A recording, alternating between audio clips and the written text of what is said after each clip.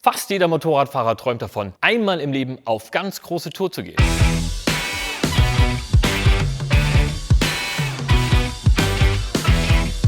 In der kommenden Metzler Table Talk-Episode werden wir uns mit einem Weltenbummler unterhalten, der in den vergangenen 30 Jahren durchgehend unterwegs war und die Frage klären, welcher Reifen dafür die beste Wahl ist.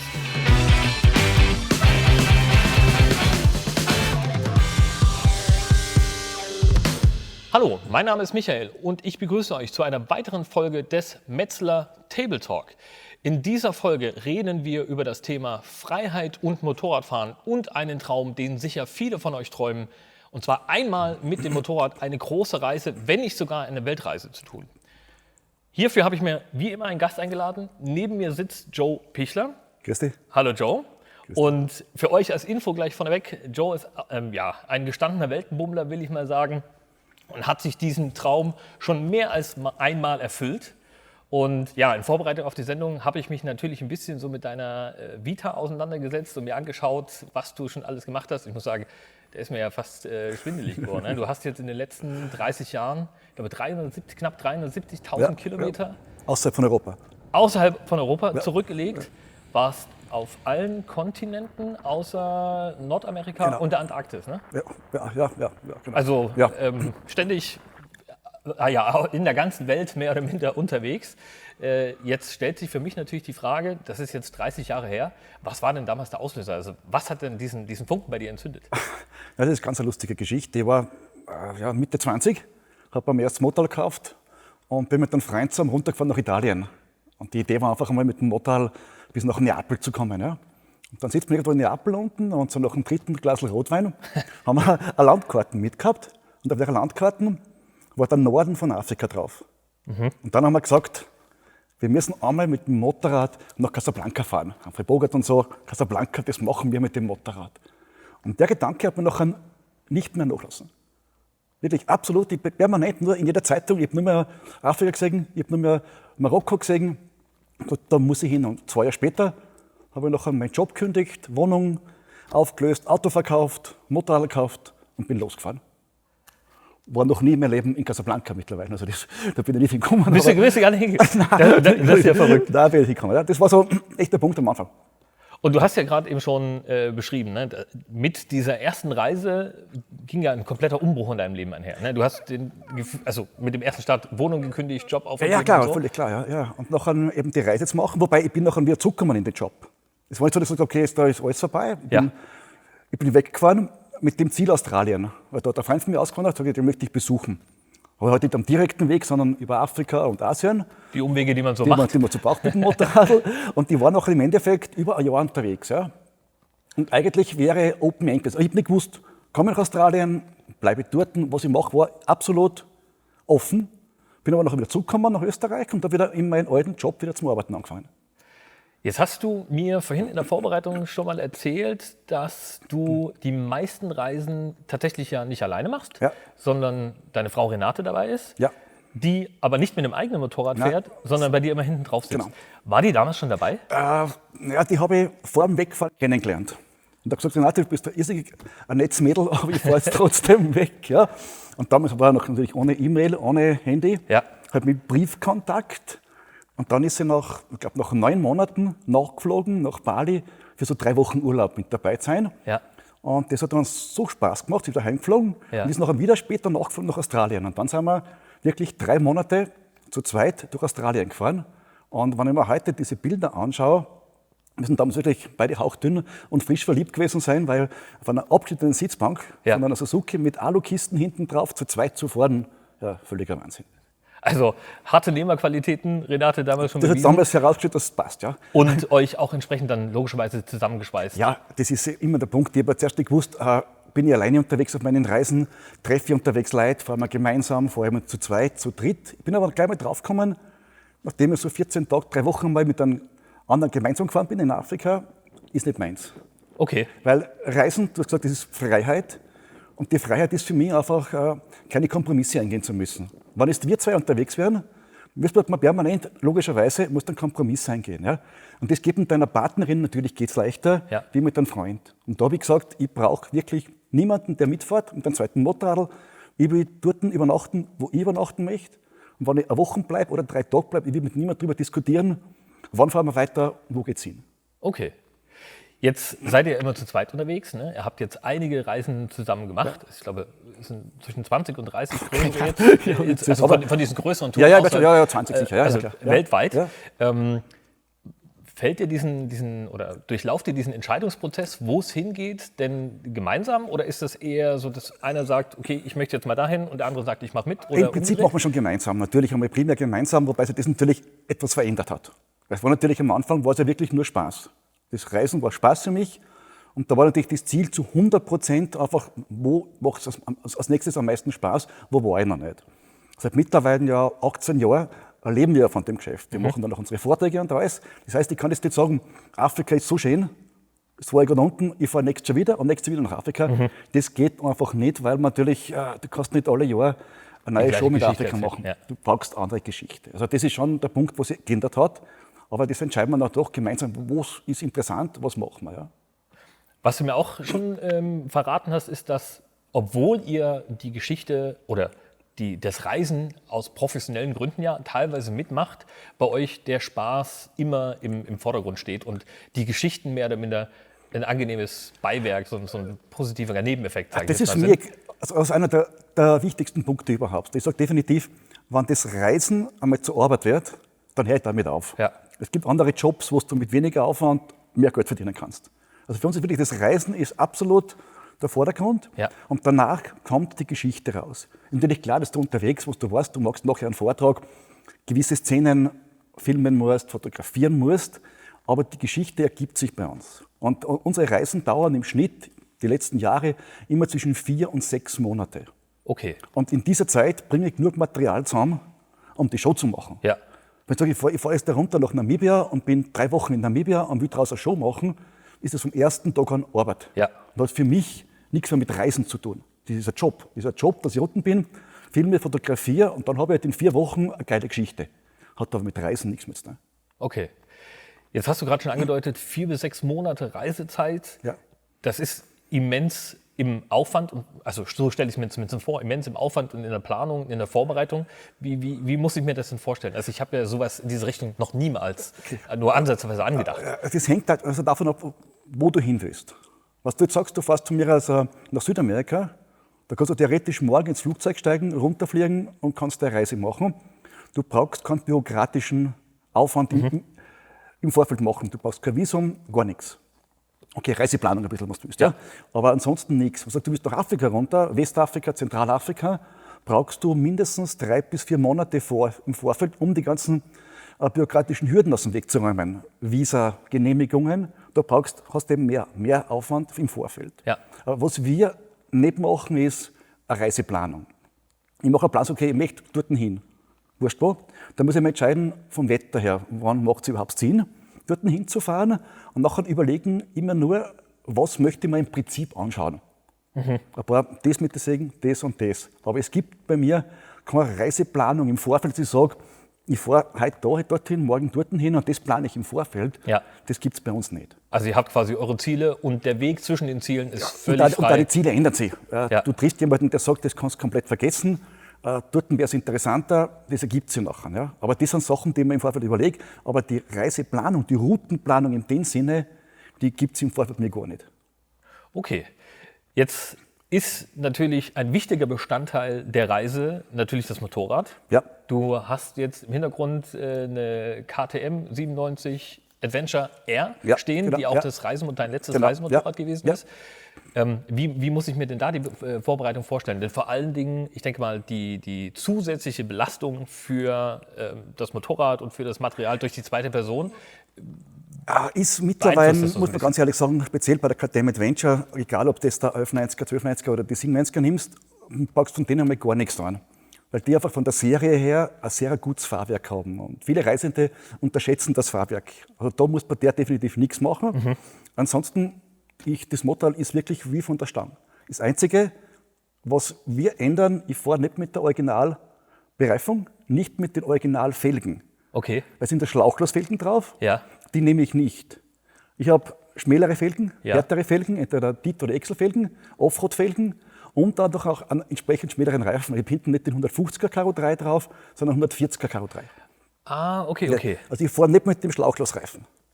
Jetzt kommen wir ja tatsächlich schon ich sag mal, in die Metzler-Nähe. Ja. Du hast den Karo 3 an der Stelle schon angesprochen. Der letzte große Trip, der dich, ich sag mal, durch verschiedene Klimazonen geführt hat, durch verschiedene Länder, von denen du mir auch erzählt hast, ist der von Salzburg nach Indien gewesen. Ja. Jetzt haben wir natürlich da auf diesem Weg unterschiedlichste Anforderungen. Also wir haben unterschiedliche Temperaturen, wir haben mit Sicherheit Asphaltanteil, es gibt viel Schotterpassagen, es ist mal nass, mal sehr nass, du hast vielleicht Flussdurchquerung. Was hast du denn da für, ich sag mal, Ansprüche an dein Reifenmaterial? Was muss der denn mitbringen, damit er diese vielfältigen Herausforderungen meistert? Ja, er muss eben auf alle diese Terrains im Prinzip funktionieren. Es ist völlig klar, dass der Straßenreifen ist besser auf der Straße und der Stollenreifen ist besser im Gelände am Schotter, aber du brauchst eben so einen Kompromiss und da ist eben der Karo 3 für mich wirklich gut. Er funktioniert auf der Straße, kannst vernünftig fahren. Beim Reisen bist du so kein Rennfahrer. Ja. Dem kannst du mal ausgehen. Also du brauchst nicht diese extreme Haftung, weil das machst du beim Reisen so und so nicht. Ja? Trotzdem sollte der Reifen Spaß machen auf der Straße, sollte auch bei schlechten Bedingungen funktionieren. Speziell der Asphalt in diesen Ländern zum Teil hat einen hohen Schotteranteil, Steineanteil, ist relativ rutschig. Ja? Ja. Und was du einen Reifen hast, der zu hart wäre, wird es unangenehm zum Fahren, weil er zu rutschig ist. Ja? Und da ist eben der Karo 3 gut und dann sollte er natürlich auf Schotter auch vernünftig greifen. Ja.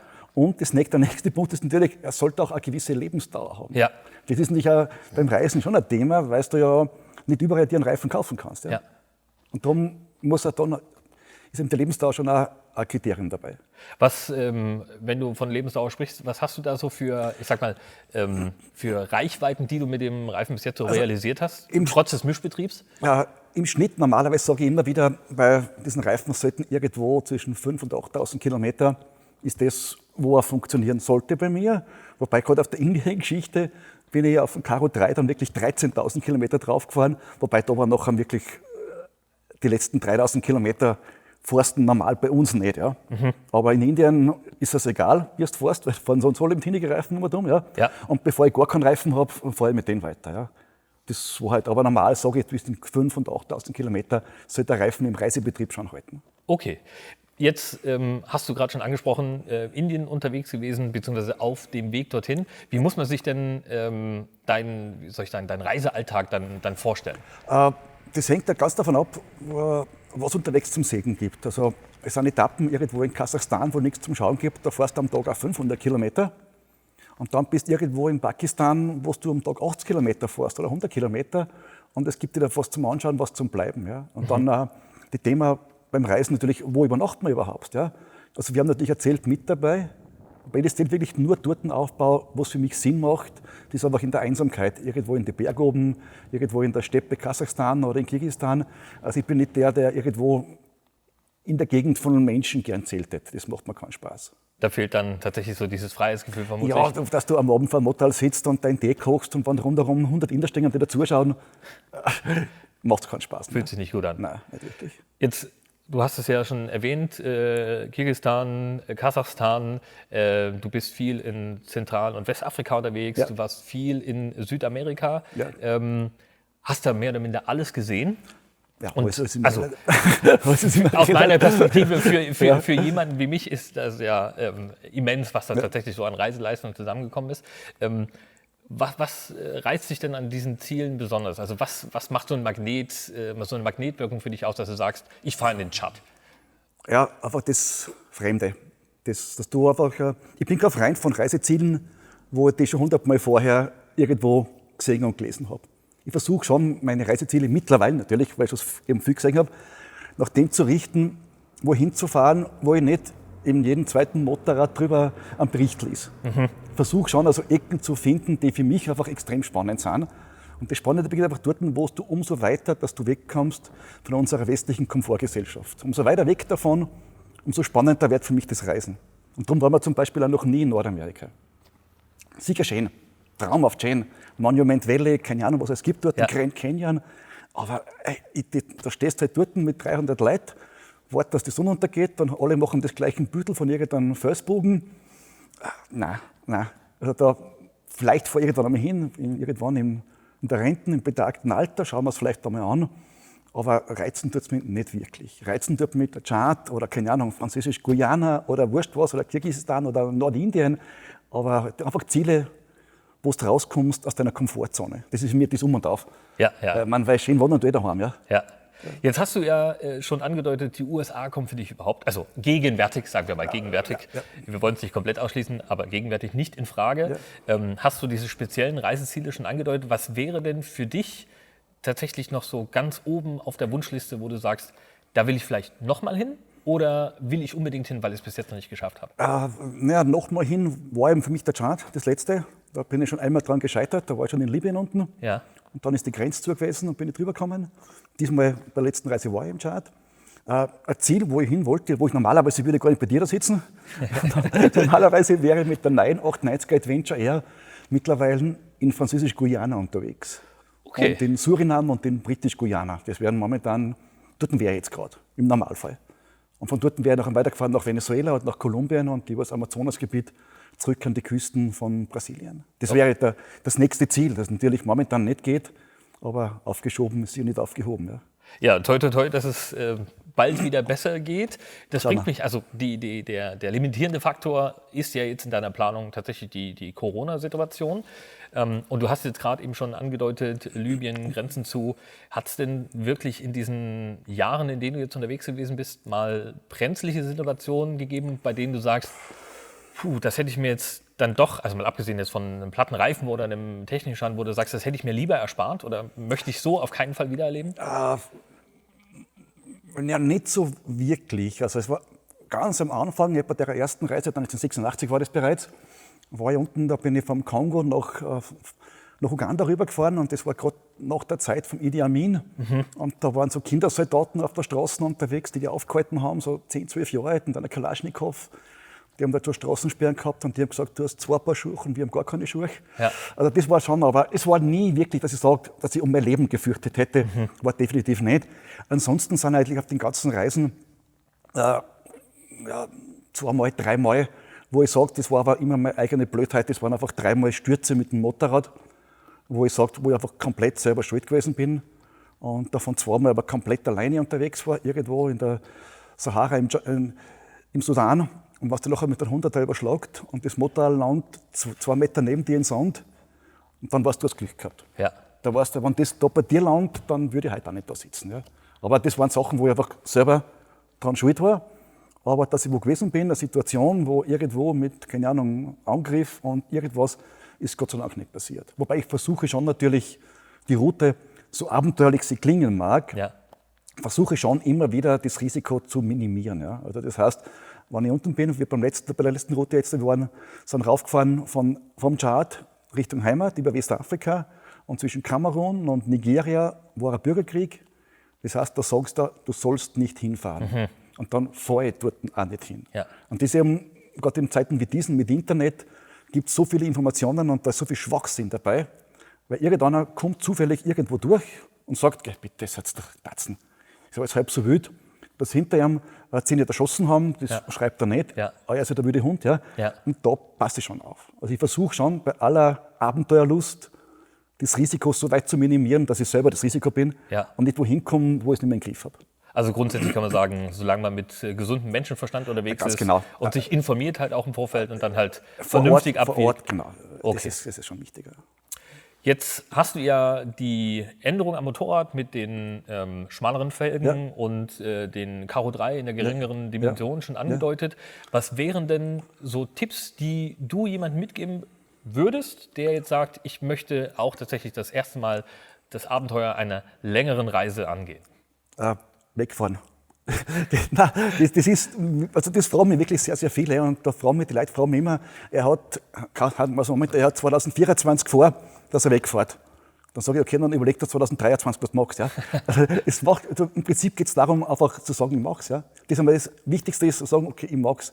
Und sie dann, klar, informieren, aber das prinzipiell Wichtigste, dass du einfach wegfährst. Wichtig ist für mich, speziell beim Motorradfahren natürlich, nimm so wenig Gepäck mit, wie du irgendwie nur einsparen kannst. Weil jedes Kilogramm zu viel wirst du unterwegs, wird es dir nerven. Und gerade sind wir beim Reifenthema. Die Leute haben heute noch Reifen mit am Motorrad. Und das ist eine Sache, die ich überhaupt nicht verstehe. Reservereifen. Völlig klar, in die 80er Jahre, in den 90er Jahren hat das haben müssen, weil da hat es wirklich nichts gegeben. Aber wenn ich heute nach Indien runterfahre und die nehmen Reifen mit, dann frage ich mich, den hast du 10.000 Kilometer lang, jeden Tag, du hast 2 Reifen, ober vom Motorrad und wieder rauf, am nächsten Tag in der Früh. Ja. Dein Fahrverhalten vom Motorrad ist eine Katastrophe mit dem Gepäck drauf und du kannst da, wenn du willst, ich lasse mir zum Teil Reifen nachschicken. Sag, okay, ich möchte dort einen Reifen haben, wenn es nichts gibt. Ja. Ansonsten aber im Vorfeld informieren, du kriegst mittlerweile wirklich, ist wiederum der große Vorteil von der KTM natürlich, mit den 18 und 21 Zoll. Auf der ganzen Welt gibt es mittlerweile einen Hard-Enduros zum Fahren und auch wenn ich jetzt nicht einen Karo 3 kriege, du kriegst irgendeinen Reifen, kriegst in der Dimension. Und ich würde die Reifen nicht mitnehmen. Mir ist auf 370.000 Kilometer nicht ein einziges Mal der Reifen kaputt gegangen, dass er nicht mehr zum Fahren war. Okay. Reifenschäden, Platten, kein Thema. Aber dass der Reifen so kaputt war, dass ich kann mit den Reifen nicht mehr fahren, ist mir nie passiert. Das heißt, das ist kein Argument, dass ich einen Reifen mitnehme. Okay, also das wäre jetzt tatsächlich aus meiner Perspektive auch so einer der Punkte gewesen, an den ich jetzt als erstes im Sinne einer Schwachstelle gedacht habe, ne? Weil es einfach das einzige Objekt ist, was halt immer die Straße berührt. Du hast halt einfach die Gefahr, spitze Kanten, ja, Nägel, aber die Reifen, das ist wieder dort, was du einen gescheiten Reifen hast, wenn du einen guten Reifen hast, dann halten die das aus. Du glaubst nicht, was so ein Reifen aushält. Das ist unvorstellbar. Ja? Ich frage immer wieder, wir fahren mit dem Ding zu zweit mit Gepäck mit 100 km/h über die Schotterpisten dahin und das Ding funktioniert. Ja? Und was ich mit habe, ist, es gibt so, das sind so Flicken für die Karkassen. Habe ich Gott sei Dank noch nie gebraucht, aber die habe ich mit. Also falls einmal wirklich der Reifen einen Riss, speziell in der Flanken, kriegen sollte, dann kann ich mit diesem Karkassenkleber den reinkleben, tue ein Stück vom Schlauch noch drüber und fahre weiter. Und was ich noch habe, ich fahre immer mit den extra dicken Schläuche. Okay. Weil speziell am Vorderreifen hast du einfach das Problem, schauen, was du zu zweit fährst oder auch alleine fährst mit mehr Gepäck, ist die Gefahr, dass da irgendwann einmal den Reifen vorn zwickt oder klemmt, relativ groß. Und diese extra dicken Schläuche passiert da normal nichts. Die sind so hart, da passiert da nichts. Also so dick, da passiert da nichts. Okay, jetzt haben wir quasi darüber gesprochen, dass es unnötig ist, einen Reifen mitzunehmen. Ja. Was muss ich denn unbedingt, deiner Erfahrung nach, unbedingt dabei haben? Was sollte ich denn auf keinen Fall zu Hause lassen? Außer den Verstand. Ja, Schlüssel, Motorradschlüssel. Nein, im Prinzip, umso weniger, umso besser. Das fängt davon ab, was so dich einmal als Reiseziel. Weil ich sage, ich bin jetzt unterwegs, irgendwo im Tschad oder ich fahre nach Sibirien. Natürlich brauchst du ein Zelt mit, du brauchst einen Kocher mit, dort lebt ja niemand mehr. Wenn ich sage, ich fahre jetzt rein durch Indien, brauche ich keinen Kocher, brauche kein Zelt, weil da alle 100 Meter wohnt einer, der was kocht und wo ich übernachten kann. Ja? Also von dem kann man ausklammern, hängt vom Ziel ab. Ansonsten habe ich mit ein minimalstes Werkzeug, wirklich minimalstes Werkzeug. Mittlerweile sogar einen Kompressor, einen kleinen, habe ich früher nie gehabt. Aber eben auf der Reise nach Sibirien runter habe ich mir meinen dicken Vorderschlauch einmal komplett ruiniert. Da habe ich mir ein richtig dickes Eisen drum reingefahren. Und der war nicht mehr zum Richten, der Schlauch war einfach zerrissen. Ja. Und dann habe ich nur mehr einen dünnen gehabt. Und dann ist der auch noch kaputt worden, haben wir unten einen gekauft, der war noch dünner. Und da habe ich wirklich pro Tag mindestens einmal den Reifen geflickt. Ja. Okay. Und dann so einer kleinen Handpumpen. Und da habe ich gesagt, das tue ich mir nie mehr in meinem Leben an, ich kaufe mir einen Kompressor. Und seitdem habe ich nie mehr einen Platten gehabt. Aber sicher ist sicher, du hast es dabei. Nein, aber man sollte wirklich ein minimales Werkzeug, sich im Vorfeld mit dem Motor befassen, dass man zumindest kleine Reparaturen machen kann. Und der Rest ist wirklich, umso weniger, umso besser. Also bei uns ist wirklich, wir sind zu zweit unterwegs auf dem Motorrad. Wir haben eine Drohne mit dabei, einen Laptop mit dabei, die Fotoausrüstung mit dabei. Und wir haben meist weniger Gepäck wie andere alleine. Also du kommst mit den Jahren schon drauf, wie viel Zeug, dass du einfach mit dir mitschleppst, das definitiv nicht brauchst. Ja. Okay. Jetzt hast du ja diese beiden, ich sag mal, Extremszenarien schon angesprochen. Sibirien, weit und breit, keine Menschenseele, für dich ein großes Problem aufgetreten. Das andere Extrem, Indien, wo du sagst, da hast du quasi alle Kilometer theoretisch eine Übernachtungsmöglichkeit. Wie verhält sich das denn mit den Menschen, die du so getroffen hast? Und ich sag mal, der Hilfsbereitschaft tatsächlich in solchen Fällen? Das hängt zu 100% von dir selber ab. Also du merkst das, wenn du selber gut drauf bist an dem Tag, wirst du in erster Linie freundliche, nette Leute treffen. Wenn du schon mit einem Grant aufstehst, kommst drauf, du triffst nur Deppen an dem Tag. Ja? Also das hängt wirklich stark von dir selber ab. Und im Prinzip ist es unendlich, die Leute helfen da gigantisch. Ja? Du musst das nur lassen. Speziell Indien ist ein ganz eigenes Thema. Also was du in Indien, habe ich mal einen lecken Kühler gehabt, Und wenn du da stehen bleibst am Straßenrand, dann dauert es genau 3 Minuten und die Polizei kommt. Und zwar aus dem Grund, weil die Straßen gesperrt ist, weil 1000 Leute rund um dich stehen und schauen, was du da tust und dir helfen wollen. Ja? Und dann kommt die Polizei, weil die LKWs schon stehen bleiben und nicht mehr weiterfahren können. Ja? Also im Prinzip helfen sie da wirklich überall. Und der Vorteil ist ja unterwegs in diesen Ländern, dort wird noch alles repariert.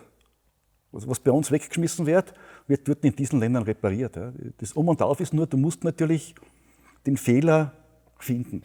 Du musst den Fehler erkennen. Wenn du den Fehler erkennst, dann hast du schon wieder fast gelungen. Ja? Okay. Du musst aber den Fehler erkennen. Ja? Aber die Leute sind extrem hilfsbereit. Also wir haben eigentlich wirklich auf den Reisen eigentlich faktisch nie ein richtiges Problem gehabt, sage ich mal, mit Menschen. Okay, also unterm Strich kann man tatsächlich sagen, man sollte, wenn man sowas angehen will, einfach nur loslegen, anfangen. Das ist für mich Um und Auf. Und speziell in der heutigen Zeit, du kannst natürlich, das Thema war früher nicht. Früher hast du dir eine Landkarten gekauft und einen Reiseführer und der war wahrscheinlich schon 3 Jahre alt, bis du ihn in der Hand gehabt hast. Und da waren halt noch 24 Seiten von irgendeinem Land drinnen. Heute kannst du da ja, was du willst, die Reise im Vorfeld bereits über Google Earth, YouTube, also eigentlich kannst du daheim bleiben. Ja. Du kannst eigentlich alles schon anschauen. Ist von jedem schon fotografiert worden. Ja. Gibt es ja den Spruch von Karl Valentin, es wurde schon alles fotografiert, nur noch nicht von jedem. Ja. Und das ist im Prinzip hast du das heute so. Und da machen für mich viele Leute den Fehler, sie verplempern zu viel Zeit mit der Vorbereitung. Die bereiten das vor, haben ein Bild im Kopf, das nachher nicht ist. Ja. Weißt, also man sollte eine Reise, und ich bin heute noch so, ich gehe relativ unbedarft in jede neue Reise hinein. Es macht keinen Sinn, die da genau schon ein bisschen vorbereiten, wissen, wo ist gefährlich, wo ist nicht gefährlich. Aber wenn ich jede Sehenswürdigkeit schon von vornherein weiß, wie die ausschaut, wie ich es fotografieren muss, dann brauche ich nicht hinfahren. Ne? Also planen schon, aber dem Abenteuer auch ein bisschen die Freiheit lassen. Also eher den Plan machen, wegzufahren, als das Wegfahren zu planen. Genau, so kann man sagen. Ja. Okay. Den Fehler machen wirklich viel. Jetzt hast du diese zeitliche Diskrepanz ja schon angesprochen, also gerade mit Google und der Recherchemöglichkeit und dass man vielleicht irgendwie dadurch schon alles mehr oder minder digital erlebt hat und die Reise vielleicht obsolet wird dadurch. Würdest du sagen, dass die Welt sich in den letzten 30, also aus reisender Perspektive, in der Welt in den letzten 30 Jahren verändert hat? Ja, absolut, völlig klar. Erstens ist das Reisen einfacher geworden, in Teilbereichen. Die Straßen werden viel besser. Also früher war es so, du fährst, also meine erste Reiseroute nach Afrika, du fährst runter nach Kapstadt zum Beispiel, dann ab Ägypten hat das Abenteuer begonnen. Heute kannst du, was du willst, mit einem Porsche von Kairo nach Kapstadt fahren. Das sind asphaltierte Straßen runter. Das heißt, und du musst nachher auch schon wegkommen von dem Ganzen, für mich, ja. Weil das macht ja Spaß, wo die Straßen nicht mehr so schön sind. Ja? Ja. Du musst schon wegkommen von dem Ganzen. Also du musst da, um das Abenteuer zu erleben, musst schon ein bisschen weiter weggehen. Wobei das natürlich jetzt da wieder aus meiner Sicht, wahrscheinlich, wenn ich heute 23 bin und zum ersten Mal da runterkomme, ist auch wieder alles anders und alles fremd. Aber für mich natürlich wird es schwieriger, unter Anführungszeichen, Abenteuer zu finden. Weil es einfach mittlerweile schon einfach einfacher geworden ist. Ja? Okay, also tatsächlich so ein, ich hätte mir das ja gar nicht so vorgestellt, weil ich ja auch in diesen Ländern noch nicht unterwegs gewesen bin. Das ist worden vor 4 oder 5 Jahren. Ich war schon mittlerweile 7 Mal unten in Äthiopien. Ja. Eines meiner Lieblingsländer, faszinierend und geil. Und war ganz im Süden unten, 2013, 14, ja, war ich unten und da gibt es natürlich in den letzten Eck, irgendwo weit weg hinten, leben noch diese Tellerlippen, wo die Frauen wirklich noch so Tonteller in der Unterlippen haben. Ich habe dort bei denen gewohnt, 2 Tage lang, um mein Vertrauen aufzubauen. Das Ganze zu filmen, zu fotografieren, war mörderspannend. Und ich habe gesagt, wenn ich wiederkomme, nehme ich euch Bilder mit. Und bin 2 Jahre später wieder hingefahren, ins gleiche Dorf. 2 Jahre später haben sie mich mit dem Handy fotografiert. Verrückt. Es gibt heute faktisch keinen Flecken mehr auf dieser Erde, wo Menschen leben, wo das Handy nicht funktioniert. Im hintersten Tschad, in der Zentralsahara, das ist 200 Kilometer zwischen die Ortschaften. Und die Ortschaft besteht aus 34 Hütten. Gibt es einen Handymasten. Das ist ja ein Ding. Das hätte ich jetzt tatsächlich nicht. Und du kriegst in dem Kaff Benzin. Das ist auch, du bist früher, also bei meiner ersten großen Reise habe ich einen Tank drauf gehabt mit 45 Liter. Und ein Riesending, ja. War damals so. Heute, überall, wo mehr wie 10 Leute leben, in der hintersten Mongolei, es gibt, glaube ich, in der ganzen Mongolei nicht eine Jurte, wo nicht ein Motorradfahren draußen parkt. Das ist in Afrika, in jedem noch so kleinen Kaff gibt es Motorräder. Und die fahren nicht zum Tanken 50 Kilometer, die fahren 100 Meter zum Tanken. Und du kannst, überall wo heute Menschen leben, funktioniert das Handy und du kriegst dann Benzin. Und das hat natürlich das Reisen verändert. Ja. Früher null Kommunikation und das Benzin braucht für 600 Kilometer. Ja. Das gibt's nicht mehr. Wahnsinn, das hätte ich tatsächlich nicht erwartet. Jetzt hast du gerade das Thema angesprochen, vor jeder Jurte steht quasi ein Motorrad. Ja. Und du suchst ja auch bewusst tatsächlich die Abgeschiedenheit, das Abenteuer, die Einsamkeit. Triffst du oft Gleichgesinnte? Selten. Weil wir einfach versuchen, eben die Routen zu fahren, die nicht so viel fahren. Also gerade auf der ganz letzten Reise ist zum Beispiel, im Tschad haben wir niemand, in Zentralafrika so und so niemand, in Kamerun auch niemand. Sobald du noch in Ghana bist, triffst du mal ein, zwei und dann kommst du nach Marokko und du triffst an einem Tag in Marokko gleich viele Motorradfahrer wie in 4 Monaten zuvor. Okay. Klar. Also es gibt Hotspots, wo du das natürlich triffst. Ja. Ansonsten treffen wir nicht so viel, aber es hängt einfach damit zusammen, dass ich auch nicht unbedingt jetzt da nach Lonely Planet unterwegs bin und halt in das Gasthaus gehe, das der ganz oben steht auf der Liste, sondern halt eher woanders hinfahre. Ja. Weil ich ja, wenn ich am Abend wo sitze, nicht unbedingt einen Reisenden treffen muss aus Salzburg, München, Istanbul oder Rom, sondern lieber einen Kasachen triff oder einen aus dem Tschad. Ja.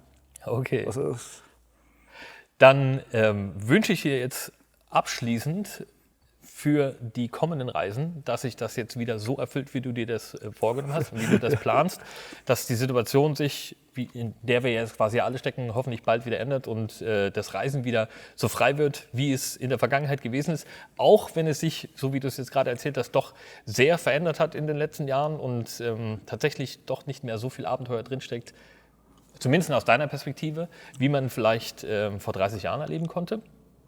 Danke dir recht herzlich für das sehr, sehr spannende Gespräch. Ich denke, du könntest wahrscheinlich noch 3,5 Stunden weiter erzählen. Falls ihr Interesse habt an den Abenteuern von Joe Pichler, kann ich euch natürlich nur empfehlen, besucht eine seiner Veranstaltungen. Ja, auf der Homepage vorbeischauen bei mir. Wollte ich gerade sagen, du hast ja auch eine Webpräsenz, wo man sich zumindest schon erste Eindrücke verschaffen kann. Man kann sich dort mal Videos bestellen. Es gibt die ganzen Geschichten noch auf DVD. Die ganzen Reisen gibt es auf DVD und auf Blu-ray. Also genau das Richtige für die... Ja, für Weihnachten so und so. So sieht's aus. Das ist genau das Richtige für diejenigen, die jetzt eventuell so irgendwie noch im Homeoffice gefangen sind oder durch Corona sich noch nicht so wirklich frei bewegen können. Und ansonsten, plant nicht zu viel, fangt an zu reisen. Karo 3, hattest du ja schon angedeutet, ist auf jeden Fall ein super Reifen, wenn ihr das, ich sag mal, durchschnittliche Abenteuer angehen wollt. Und die wichtigste Message, fangt einfach an, legt los. Ich hoffe, euch hat das Video gefallen und bedanke mich nochmal bei dir, Joe. Danke dir. Bedanke mich bei euch für die Aufmerksamkeit und sage bis zum nächsten Mal, wenn es wieder heißt, der Metzler Table Talk.